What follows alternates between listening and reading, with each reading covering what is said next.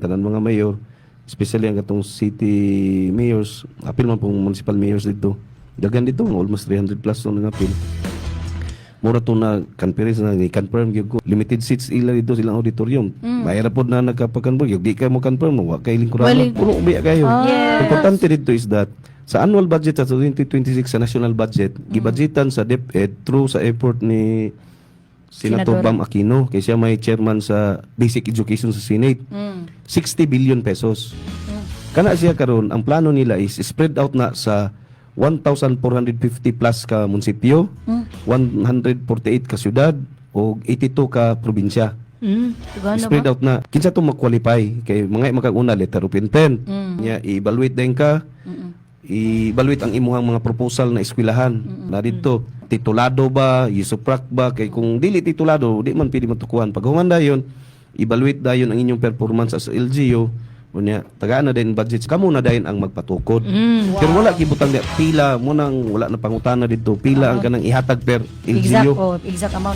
Okay, kung ang 66 billion, i-divide lang nimo nag mga tantag, apil ng province, apil ng city o munisipyo. Tantag 1,600 ka LGU, i-divide nimo mga 20 million, 30 million. Di po ka kasi walay amount pila ihatag sa imo. Depende. Munang dihagya po ng cross time. Depende na ginaog mo. Pasar ang imong gipang propose dito.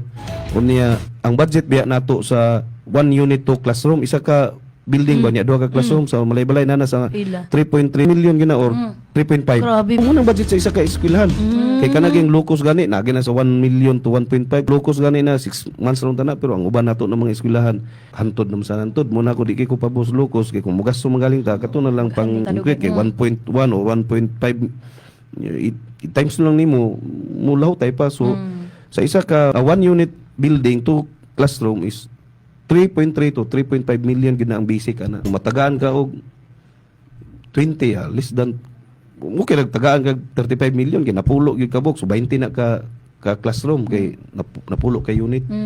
So muna siya kay ngano kabalita biya mo sa radyo na 2025 would you believe ang nabuhat sa DPWH na classroom tibok Pilipinas katong gipangutan ng secretary 20 plus ra beto. Pero ang katong dialogue dito niingon si Senator Bam Aquino na 99 sa December kay interview 20 pa man di na pa may under construction.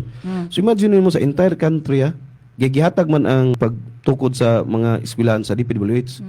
Mangutana pa gani ko sa SDS karon February na muminti 2025 pila ang naa sa annual budget kay makita mo na to ang gi-allocate sa Malay-Balay watong pangutanon unsay status. So muna kang giusab nila sa 2026. Instead na DPWH ang mag-construct sa mga classroom, i-spread out nimo sa mga LGU. Ang total ng LGU, capable man na may engineering sa LGU, naman sa backpod. So mura na ang issue dito. So at least gyatuan gyud ko to kay para maklaro lisod kay nang pasa-pasa muna ang ilahang plano.